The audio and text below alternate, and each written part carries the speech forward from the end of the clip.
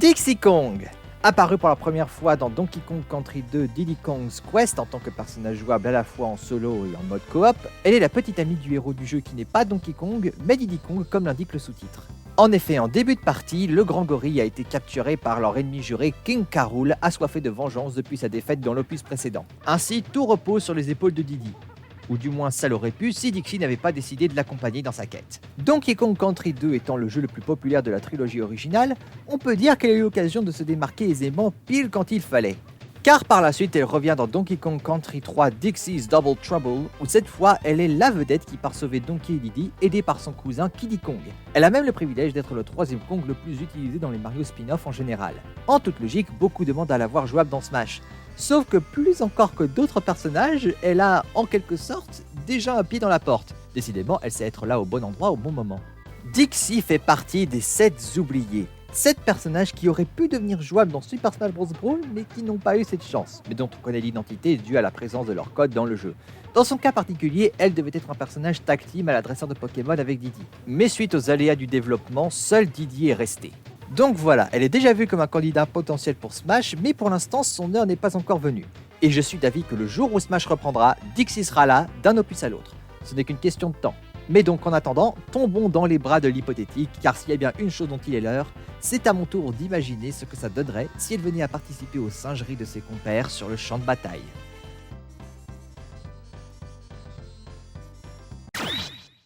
Kong Manson sans plus attendre. Déjà, son apparence de base.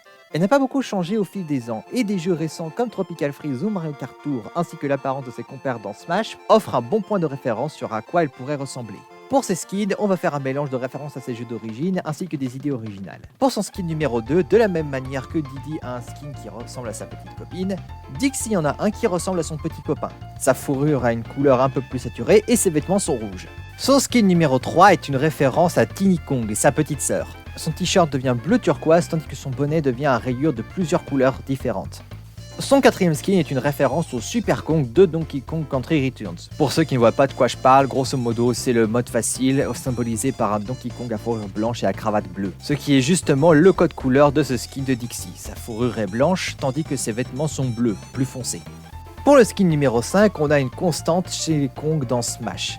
Ses vêtements deviennent verts tandis que sa fourrure devient noire comme celle d'un vrai chimpanzé. Le skin numéro 6, c'est un mélange de couleurs originales. Sa fourrure devient plus saturée tandis que ses vêtements deviennent jaunes. Son skin numéro 7 est encore une fois une idée originale de ma part. Sa fourrure est de couleur normale tandis que ses vêtements deviennent violets. Enfin, son dernier skin est une référence rétro. Sa fourrure et ses vêtements deviennent plus saturés, et en sus, elle porte des genouillères. C'est une référence à son apparence originale dans Donkey Kong Country 2. Et pour son entrée sur le stage, comme avec ses Kong pairs, elle surgit d'un tonneau DK. La principale différence pour sa version, c'est qu'elle utilise sa queue de cheval comme d'une hélice pour amortir sa chute. Maintenant, comment elle fonctionnerait comme combattant ? Pour moi, la méthode la plus évidente serait de faire d'elle un semi-clone de Diddy Kong. Après tout, elle était conçue dans Donkey Kong Country 2 pour faire face au même level design que son petit copain. Ils exploiteraient sûrement cette donnée pour Smash aussi, ce qui ne l'empêchera pas d'être unique sur certains points. Je précise car des gens ont peur que Dixie devienne un combattant écho. Apparemment. Reprenons. De ce fait, son style de jeu serait comme celui de Diddy. Elle serait un personnage qui serait à la fois habile pour se faufiler dans et hors du chaos de la bataille pour porter un coup de temps en temps, mais aussi un personnage capable de poser des pièges avec lesquels elle peut prendre ses adversaires par surprise. Un style de jeu de petit filou, parfait pour un singe, animal facétieux et plein de ressources dans l'imaginaire collectif. C'est avec ses stats que Dixie commence à se démarquer. Proche mais différente de son petit copain, elle a le même taille et poids, une vitesse de marche et course plus lente et un moins bon élan initial. En l'air, elle aurait la même vitesse aérienne et vitesse de chute, mais une accélération aérienne plus haute pour une gravité plus faible. Autrement dit, elle a un meilleur déplacement latéral en l'air et elle chute moins vite. Qui plus est, elle a un sacré atout dans sa poche qui l'aide encore plus en ce but. Si vous êtes un observateur assidu, vous aurez peut-être remarqué qu'elle a des cheveux en queue de cheval. Je sais, c'est subtil. Elle aura quelques rôles cruciaux. Le plus important étant pour son double saut.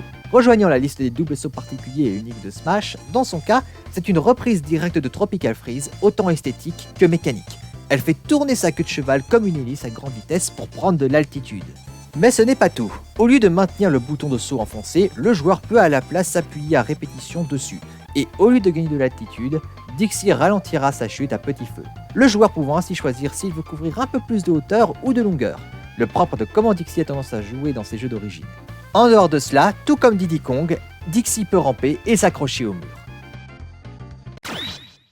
Pour débuter avec les attaques de son moveset, allons-y en douceur. Ses attaques normales sont principalement reprises de Diddy Kong, mais certaines auront leur propre identité.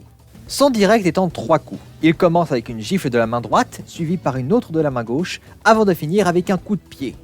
Pour son attaque côté, elle frappe avec ses 2 poings en même temps, le coup est orientable vers le haut et vers le bas également. Pour son attaque haut, elle sautille tout en donnant une gifle qui va de l'avant vers l'arrière. Pour son attaque bas, elle clappe des 2 mains à ras du sol. Avec son attaque de course, on a sa première attaque originale du moveset. Elle tourne sur elle-même un peu comme une valseuse, sa queue de cheval s'enroulant tout autour d'elle, inspirée par une attaque de Donkey Kong Country Tropical Freeze. A propos, continuons avec les attaques originales avec ses attaques Smash. Pour ces dernières, Dixie va mettre ses cheveux à contribution, donnant à ses attaques Smash des hitbox disjointes. Pour son attaque Smash côté, elle donne un coup de fouet latéral avec sa queue de cheval. Son attaque Smash haut est un coup de fouet vertical avec sa queue de cheval qui va de l'arrière vers l'avant. Et enfin, son attaque Smash bas est inspirée par sa version de la grosse baffe auquel elle a accès dans Donkey Kong Country Tropical Freeze. Elle se met à 4 pattes et frappe de toute ses forces dans la direction vers laquelle elle fait face, avant de faire immédiatement après un coup similaire derrière elle. Avec les attaques aériennes, on revient à des attaques similaires à ce que fait Diddy Kong. Pour l'attaque aérienne neutre, elle étend ses bras et jambes et fait la roue en l'air. Son attaque aérienne avant est un drop kick où elle tourne un peu sur elle-même. Son attaque aérienne bas est un coup de pied retourné derrière elle. L'attaque aérienne haut est un somersault kick.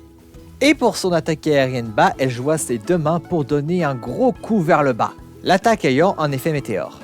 Pour sa saisie, Dixie attrape à une main et inflige des petits coups avec des coups de boule.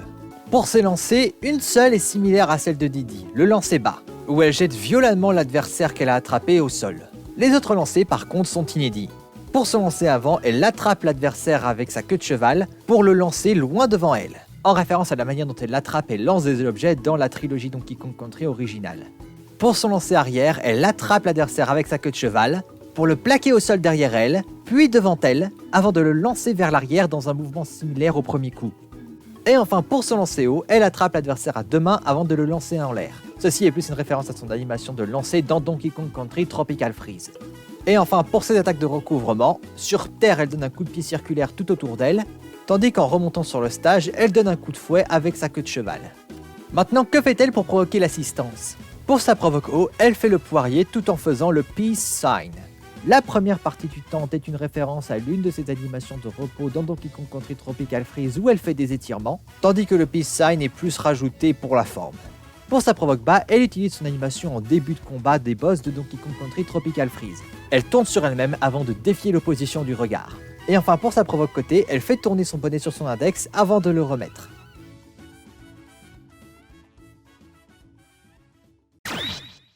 Si le moveset singeait celui de Diddy jusque-là, n'ayez crainte, c'est avec ses attaques spéciales que Dixie Kong se démarque le plus. Voyons comment elle peut semer la zizanie sur le terrain. Commençons avec l'attaque spéciale la moins unique des 4 de Dixie. Dans Tropical Freeze, les 3 Kong partenaires ont droit à une arme avec laquelle ils peuvent tirer sur les adversaires histoire de les assommer un peu. Celui de Dixie en particulier a pour munition des boules de gomme, en référence à ses animations au repos dans Donkey Kong Country 2 où elle en mâche. Pour mon moveset, on va en faire une attaque spéciale neutre similaire à celle de Diddy, tout en profitant de sa munition spécifique pour créer quelque chose d'unique. Appuyer sur B lui fait tirer une boule de gomme affectée par la gravité. Plus petite que les cacahuètes, elle vole néanmoins plus rapidement. Cependant, c'est en maintenant B appuyé que vient l'aspect le plus unique de l'attaque. Au lieu de tirer la boule de gomme telle qu'elle, Dixie la fait subitement gonfler en une bulle. En relâchant le bouton B, la bulle est tirée et s'arrête après avoir volé un court instant. A noter qu'en inclinant le joystick, Dixie peut viser l'endroit où elle tire. La bulle éclate après quelques secondes, ainsi qu'au contact de tout. Mais le plus intéressant, c'est quand la cause est un autre combattant en s'en approchant ou en tentant de l'attaquer. Elle n'inflige pas beaucoup de dégâts, mais a par contre beaucoup de hit stun, comme si l'éclat de la bulle les étourdissait. En l'air, ceux qui l'éclatent se retrouvent en chute libre totale et vulnérables. A noter que les attaques spéciales immunisent de cet effet. Mais ce n'est pas tout. Maintenir B enfoncé gonfle la bulle davantage. Plus elle est gonflée, plus elle infligera de dégâts et de hit stun, mais moins elle volera loin. De plus, attention à ne pas appuyer sur B trop longtemps, sinon la bulle éclate, laissant Dixie couvert de gomme et bredouille, mais étourdissant les adversaires trop près. Un piège versatile posable en l'air comme à terre, capable d'en donner à la peau de banane de Diddy pour son argent. Mais encore faut-il prendre le temps de la poser.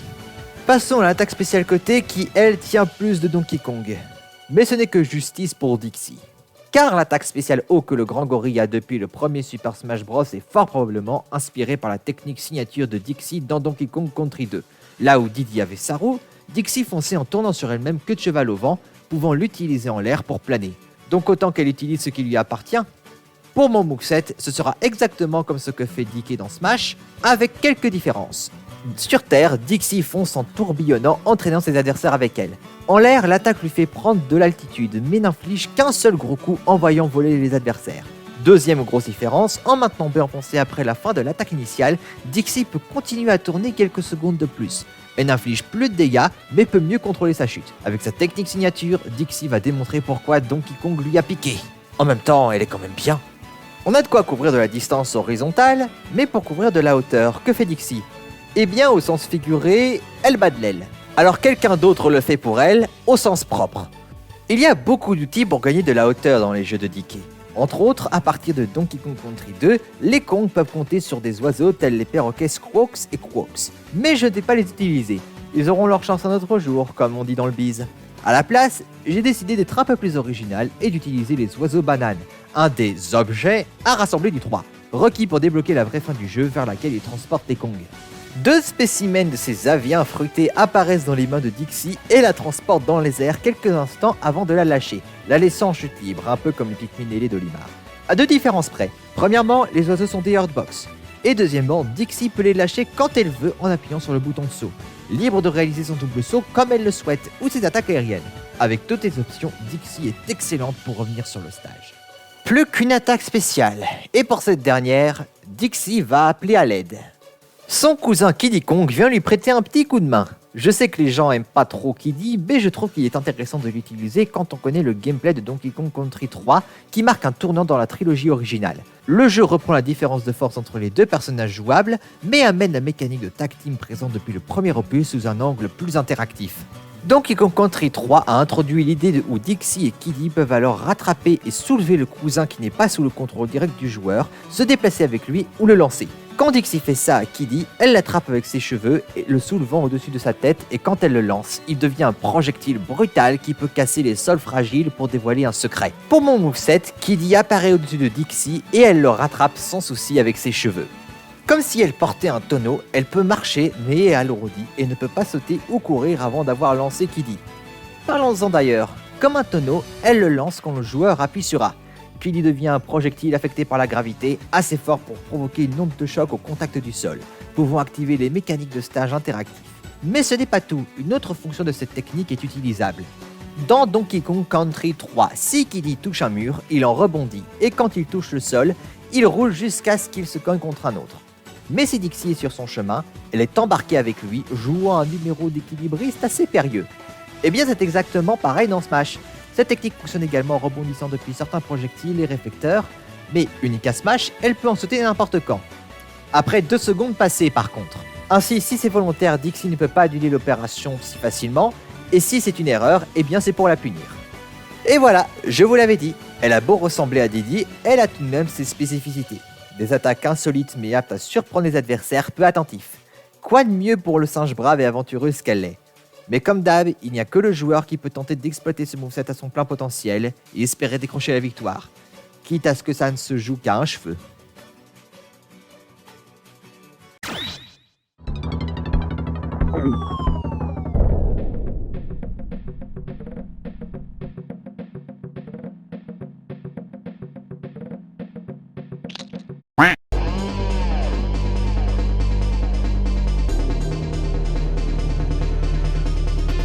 Revenons aux oiseaux bananes, ou plutôt comment ils influencent la fin du jeu.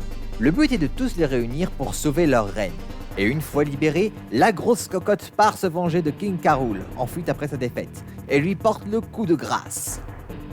Quelle violence! J'admets que cette idée, il fallait la chercher loin pour la trouver. Mais mine de rien, je la trouve sympa. Du coup, mon choix s'est porté sur elle. Chargée par l'énergie de la balle Smash, Dixie appelle la reine des oiseaux bananes. A noter que Kiddy est également du voyage. Dans un premier temps, un peu comme le Final Smash de Diddy Kong, l'arène vole à toute vitesse à travers l'écran, fauchant les adversaires de Dixie et les rassemblant vers un même endroit pendant quelques secondes. Mais au lieu d'un crash final, elle sort de l'écran avant de revenir larguer la même coquille d'œuf que Donkey Kong Country 3 sur les adversaires amassés. Ainsi, le Final Smash prend fin. Dixie revient sur le terrain tandis que Kiddy et la reine s'en vont.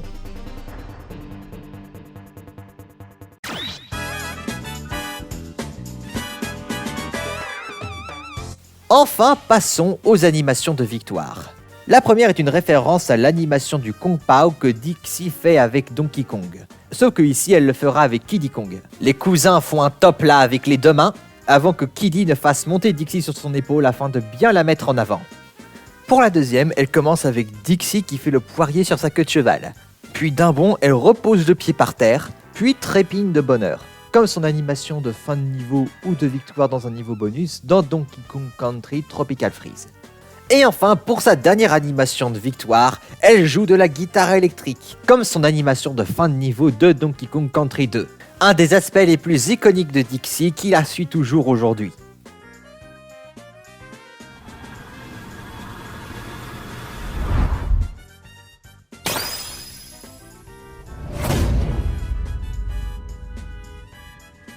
Et c'est ainsi qu'on a atteint la conclusion.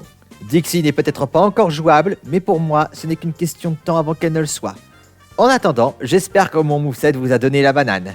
Merci d'avoir regardé ma vidéo. Si elle vous a plu, n'hésitez pas à mettre un like, un commentaire gentil ou une critique constructive à faire, la section commentaires est ouverte. Si mon futur contenu vous intéresse, n'oubliez pas de vous abonner et d'activer la cloche. Sachez que je fais également d'autres illustrations en général, et que si vous voulez les voir, vous pouvez les trouver sur mes comptes affichés à l'écran. Quant à moi, je vous dis à la prochaine pour ma future vidéo, peu importe quelle sera. Et pour le 21 octobre 2023, je vous donne rendez-vous pour le dernier épisode de Delirium Concept. A bientôt!